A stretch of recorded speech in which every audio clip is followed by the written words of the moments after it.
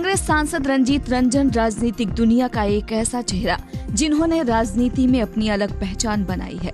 आप एक जानी मानी टेनिस खिलाड़ी हुआ करती थीं, लेकिन सांसद राजेश रंजन से शादी के बाद आपने राजनीति में कदम रखा। 1999 में आपने सक्रिय तौर पर राजनीति में अपनी भूमिका निभाना शुरू कर दिया। 2004 और 2009 में आपने चुनाव भी लड़ा।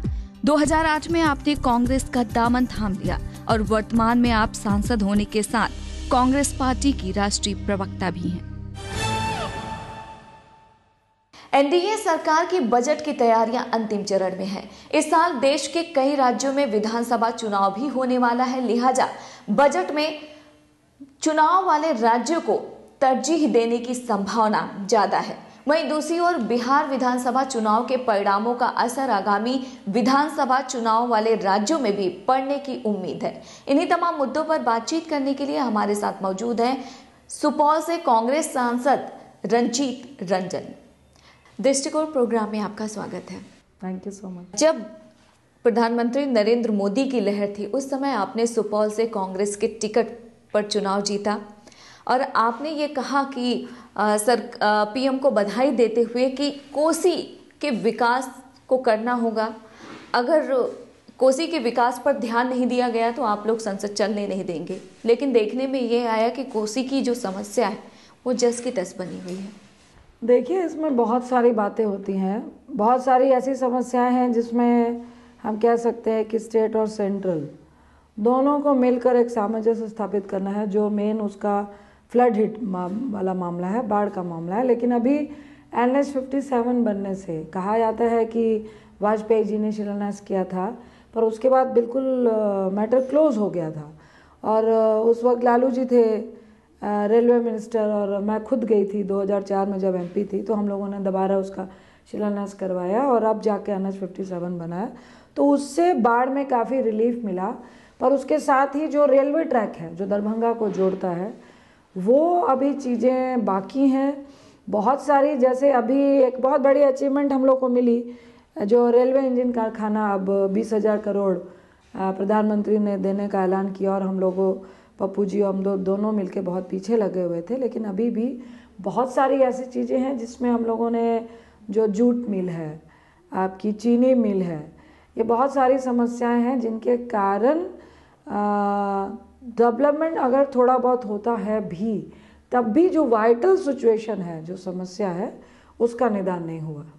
कई सालों बाद बिहार में आप लोग सत्ता में आए हैं, आप लोगों के समर्थन से ही वहाँ पे सरकार चल रही है। लेकिन देखने में आया किडनैपिंग और मर्डर का जो एक कहा जाता था RJD राज की जो याद दिला देता था, वो एक बार फिर से शुरू हो गया है। इस पर आपका क्या कहना है?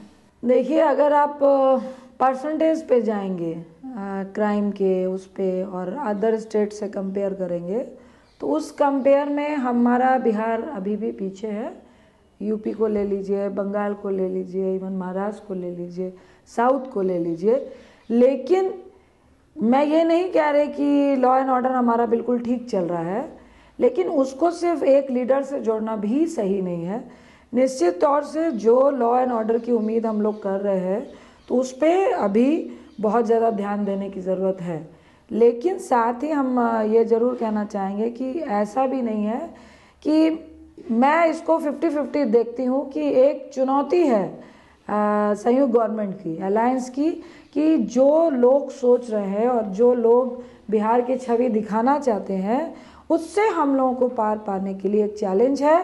इवन इसमें आप भी मीडिया के लोग हैं, लेकिन बहुत सारे इलेक्ट्रॉनिक मीडिया का भी हाथ है कि आप किसी स्टेट के किसी क्राइम को बहुत हाईलाइट करते हैं, लेकिन कहीं आप एक फोकस बना लेते हैं, जो अनफॉर्चुनेट है कि ये नहीं होना चाहिए। लेकिन मैं ये भी नहीं कहूँगी कि हमने लॉ एंड ऑर्डर बिल्कुल सही कर लिया, पर ये भी नहीं कहूँगी कि out of the way law and order जा रहा है और किसी एक लीडर के कारण जा रहा है, ये भी नहीं है। लेकिन हाँ, हम लोग इस चुनौती को मानते हैं। मैंने राहुल जी से भी पीछे मुलाकात हुई तो इसकी चर्चा भी की। वो खुद भी बहुत चिंतित हैं कि भाई हमारे भी 27 MLA हैं, हम लोग 2 सांसद हैं और एक जिम्मेदारी बनती है। तो निश्चित तौर से जो लोगों ने सोच कर दिया है तो उस पर हम लोग खरे उतरे। और मेरे ख्याल से मीडिया से ज़्यादा चिंता हम लोगों को सही मायने में है कि लॉ एंड ऑर्डर हम और बेहतर कर सके, और साथ ही जिस सोच में बिहार वासियों ने हम लोगों को संयुक्त मोर्चे को वोट दिया है उसको हम लोग दुरुस्त कर सके। और मेरे ख्याल से थोड़ा आप लोगों को भी वक्त देना चाहिए, लोगों को भी वक्त देना चाहिए। और उम्मीद है हम लोगों को कि हम लोग सब मिलकर बिहार का विकास भी कर सकेंगे और लॉ एंड ऑर्डर को भी ठीक कर पाएंगे। केंद्र सरकार ने अभी हाल ही में देश के 20 से अधिक शहरों को स्मार्ट सिटी बनाने की बात कही है, घोषणा की है, लेकिन बिहार के किसी भी जगह का उसमें जिक्र नहीं है। देखिए, अब सेशन शुरू होने वाला है और हम लोगों को बहुत दुख हुआ, बिहार, उत्तर प्रदेश और बंगाल तीनों को नहीं लिया गया और सरेआम सौतेलापन दिख रहा है। बिहार से आप साफ हो गए, आपने नहीं लिया, इट मीन्स आने वाले कल में उत्तर प्रदेश भी बीजेपी का साफ हो रहा है और बंगाल भी साफ हो रहा है, जो अभी मालदा वाली सिचुएशन आई। लेकिन हम लोग को ये उम्मीद नहीं थी कि अब वो प्रधानमंत्री से बीजेपी के नहीं हैं, तो उनको पूरे देश के प्रधानमंत्री हैं और ये स्टेट ऐसी हैं जो अगर एक साइड हो जाए तो प्रधानमंत्री देती हैं और कई प्रधानमंत्री दिए हैं। और दूसरी तरफ काफ़ी पिछड़े हुए हैं, बिहार बहुत पिछड़ा हुआ है, उत्तर प्रदेश पिछड़ा हुआ है। तो हम लोग को तो उम्मीद थी कि कम से कम आप बिहार को एक तोहफे के रूप में स्मार्ट सिटी देंगे। आपने 20 दी हैं, 29 स्टेट है, तो निश्चित तौर से इनको प्रायोरिटी में लेना चाहिए था, क्योंकि बिहार के पास झारखंड जब अलग हुआ है तो उसके पास अपना कोई ऐसा मिनरल नहीं है कि जिससे स्टेट को अपना रेवेन्यू आ सके। तो मेरे ख्याल ही नहीं, 100% श्योरिटी है कि हम लोग जोर शोर से जो बजट सेशन है उस पर इसका विरोध करेंगे कि आखिर क्यों बिहार को स्मार्ट सिटी से छोड़ा गया। वक्त हुआ है एक छोटे से ब्रेक का। ब्रेक के बाद भी जारी रहेगा कांग्रेस सांसद रंजीत रंजन से बातचीत का सिलसिला। कुछ राजनीतिक व्यक्ति हैं और कुछ पदाधिकारी हैं जो इसको खाऊ पकाए का साधन समझते हैं। अगर परमानेंट सोल्यूशन हो गया तो जो हर साल का फंड है, जो सेंट्रल से भी आता है, स्टेट भी देती है, तो वो कमीशन खत्म हो जाएगा।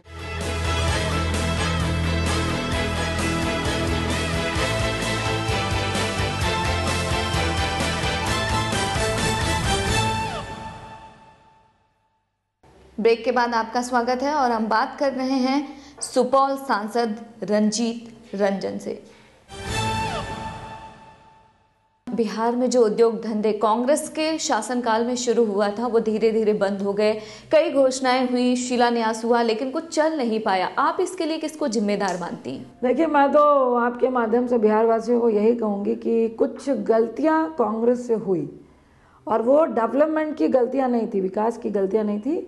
कार्यकर्ताओं का, लोगों का, नेताओं का आम आदमी के साथ मिलने में कम्युनिकेशन गैप हुआ, जिसके कारण और एक मूवमेंट चला सोशलिज्म का, सोशलिस्ट लोगों का, और जिसके तहत कांग्रेस बिहार से बहुत पीछे चली गई।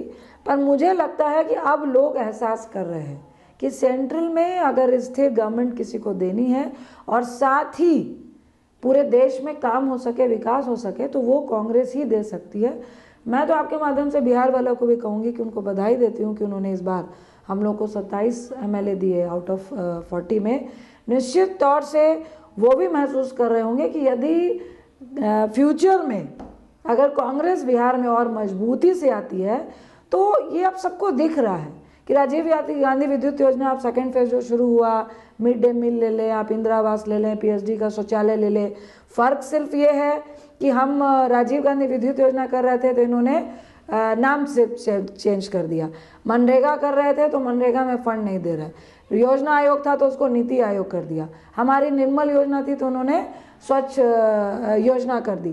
तो अब लोगों को ये एहसास हो रहा है कि अब तकरीबन 2 साल, पौने 2 साल हो गए हैं कि कांग्रेस ही काम कर सकती है। और मेरे ख्याल से हम बिहार वालों की, कांग्रेस जन की, और जितने MLA हैं, हम लोग सांसद हैं और हमारे कार्यकर्ता हैं, एक अहम भूमिका निभा सकते हैं। लोग अब समझ रहे हैं।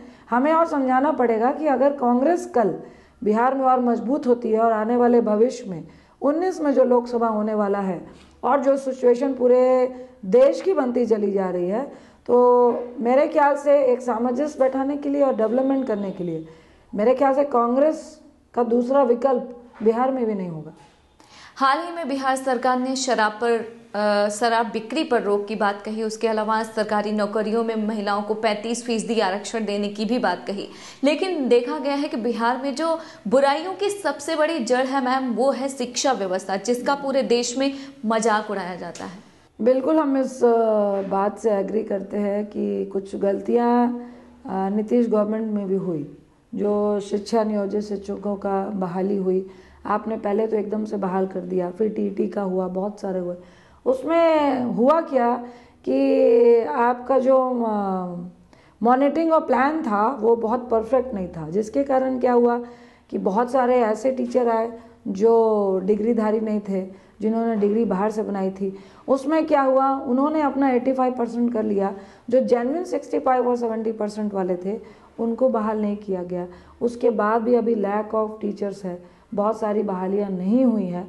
तो निश्चित तौर से ये बिहार के लिए और हम लोग के संयुक्त मोर्चे के लिए एक बहुत बड़ा चैलेंज है कि जो बिहार की छवि अदर स्टेट में बनी है कि भाई अगर बिहार से डिग्री लिया है तो नकल की होगी, लेकिन मैं कहूँगी कि आज से 15-20 साल वाली भी सिचुएशन नहीं है।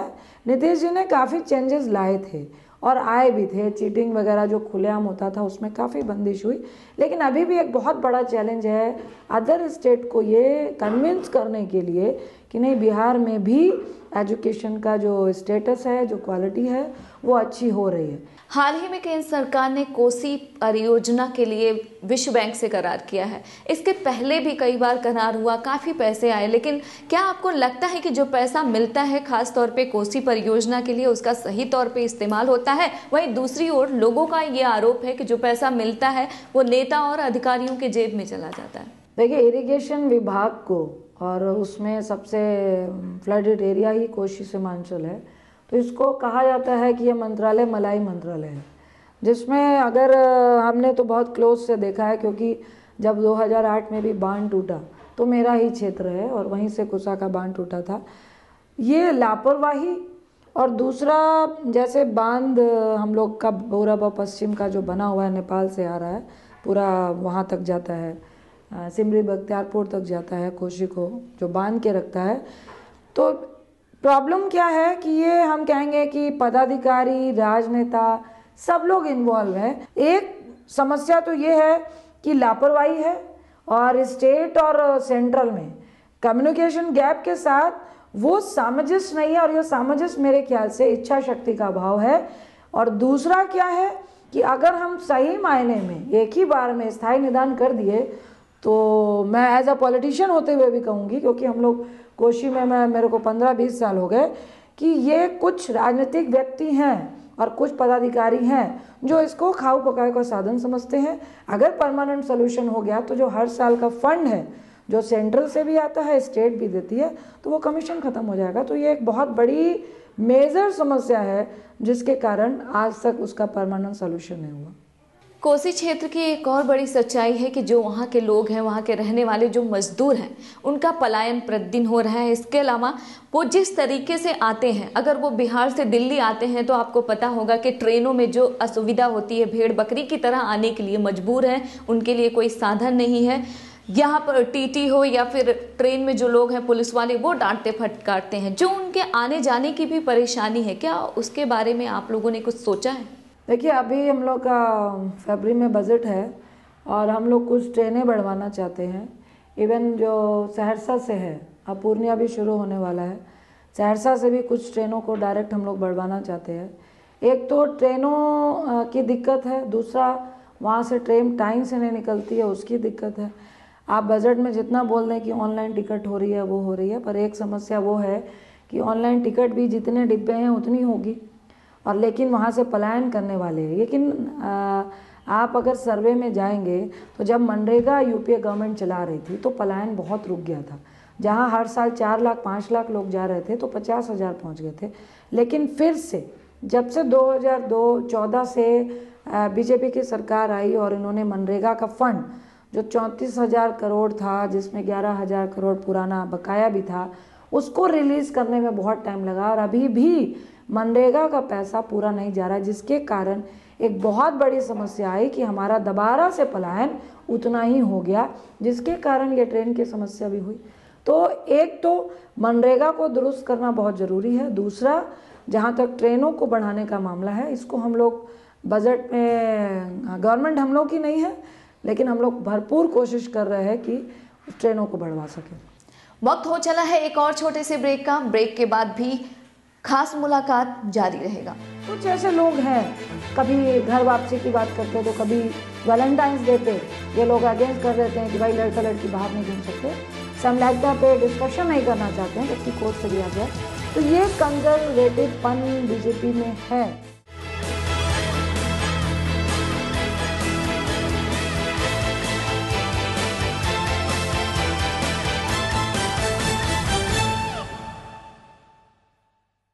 ब्रेक के बाद एक बार फिर आपका स्वागत है और हम बात कर रहे हैं रंजीत रंजन से। बजट सत्र में कांग्रेस की रणनीति क्या होगी, उसके अलावा क्या आपको लगता है कि गैर बीजेपी राज्यों के साथ भेदभाव हो रहा है? 100% हो रहा है। अभी मनरेगा को ही देख लो, मनरेगा में आप पूरे पैसे नहीं दे रहे। इवन PMGS जो प्रधानमंत्री ग्राम सड़क योजना है, उसका पैसा यूपीए गवर्नमेंट ने कभी नहीं रोका था। इवन की ये योजना वाजपेयी जी के नाम से चलती है, लेकिन अब PMGS में बहुत रुकावट है। क्योंकि मैं अभी ही 21 को वापस आई हूँ क्षेत्र से, हम लोग मॉनिटरिंग कमेटी की मीटिंग कर रहे थे। बहुत सारी PMGS रोड पेंडिंग है जो गांव की लाइफलाइन होती है, लेकिन पैसा पेंडिंग पड़ा हुआ है। अब आप एग्जाम्पल ले लीजिए कि आप आपने पहले बजट में 14 वाले बजट में ही स्मार्ट सिटी की बात कर दी और दूसरे बजट में पैसे देने की बात की, कितना 100 करोड़। तो ये जो गवर्नमेंट का लॉलीपॉप पकड़ाने वाला जो सिस्टम है, सबको लॉलीपॉप पकड़ा कर सबको लालच में रखो, तो अब धीरे धीरे लोगों को समझ में आ रहा है यही समस्या के कारण बहुत सारे जो स्कीमें हैं वो पेंडिंग। वित्त मंत्री अरुण जेटली ने कहा कि अप्रैल में GST बिल लागू किया जाएगा। इस पर कांग्रेस का रुख क्या है? और उसके अलावा आप लोगों ने 3 संशोधनों की बात कही थी जिस पर अभी तक कोई सोल्यूशन नहीं आया है, एक तरीके से सरकार खामोश है। देखिए, बीजेपी सरकार ने बहुत ज़्यादा कांग्रेस को बदनाम करने की कोशिश की कि हम GST बिल नहीं ला रहे। एक तो लोकसभा में GST बिल तो रुकेगा नहीं क्योंकि हम मेजॉरिटी में नहीं हैं, आप पास करा सकते हैं। राज्यसभा में ये पेंडिंग है। GST में 3 संशोधन हम लोग चाहते हैं, वो अति महत्वपूर्ण है। तो ये जो बेईमानी है और सच्चाई में क्या है कि जैसे GST आएगा तो डायरेक्ट जो इंडस्ट्रियलिस्ट हैं, जो कैपिटलिस्ट हैं, जो आज 30% टैक्स देते हैं, उनको 25% कर रहे हैं।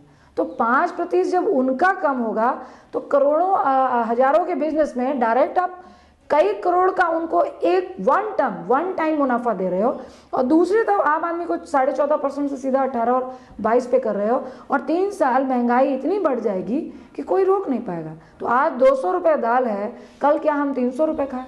तो एक विपक्ष, जिम्मेदार विपक्ष के नाते हम कुछ संशोधन चाहते हैं। GST तो कांग्रेस का ही बिल है, लेकिन हम उस संशोधन के साथ ला रहे थे जिनको आपने चेंजेस किया, तो वो अगर लाएंगे तो हम GST बिल लाने देना चाहते हैं। आप एक टेनिस खिलाड़ी रह चुकी हैं, आप राजनीति में आई, आपके पति भी राजनीति में हैं, आप दोनों अलग पार्टी से हैं, आप दोनों की विचारधारा जो है वो अलग है, आप मैनेज कैसे करती हैं? उनको भी सोशल वर्क में अच्छा लगता है, मुझे भी शादी के बाद जब मैं इन्वॉल्व होती गई तो मुझे अच्छा लगने लगा, क्योंकि मेरा फील्ड बिल्कुल डिफरेंट था। मैं एकदम स्पोर्ट्स में थी, कोई लेना देना नहीं था, लेकिन जब आम लोगों से मिलती गई तो बहुत अच्छा लगा कि अगर आपसे लोग उम्मीद करते हैं और आप कैपेबल हो, जितना कर सकते हो तो करना चाहिए, एक बहुत अच्छी शांति मिलती है। हाँ, ये है कि हमारे रास्ते शायद आइडियोलॉजी डिफरेंट है, वो राइट चलना चाहते हैं तो मैं लेफ्ट चलना चाहती हूँ। हम लोग की बैलेंस इसलिए होता है क्योंकि मैं टचवुड करती हूँ कि मुझे ऐसी फैमिली मिली कि वो कहा जाता है ना कि इंडिया में मैक्सिमम फैमिली में क्या होता है कि पुरुष मानसिकता चलती है, मैन डोमिनेटेड है। हमारे यहाँ पे मैन डोमिनेटेड नहीं है, हम लोग इक्वल डोमिनेट करते हैं, इवन घर में हम ही डोमिनेट करते हैं। और पॉलिटिक्स में हम लोगों ने एक तय करा हुआ है कि हम एक दूसरे को राय देते हैं। जैसे मुझे उनकी कुछ चीज़ें अच्छी नहीं लगी, जो रास्ता वो अख्तियार करा, तो मैं अपनी राय दे देती हूँ, तो वो भी मुझे राय देते हैं। हम लोग को अच्छी लगी तो हम एक्सेप्ट करते हैं। तो एक रास्ता बना लिया है कि भाई घर में झगड़ा नहीं हो, तो आप अपना करो, मैं अपना कर रही हूँ, और मकसद एक है कि चलो काम करते जाना है, तो आराम से चल रहा है। आपके पुत्र सार्थक क्रिकेट की दुनिया में छा जाने की तैयारी कर रहे हैं, क्या आगे चलकर आप उनको भी राजनीति में लाना चाहेंगी?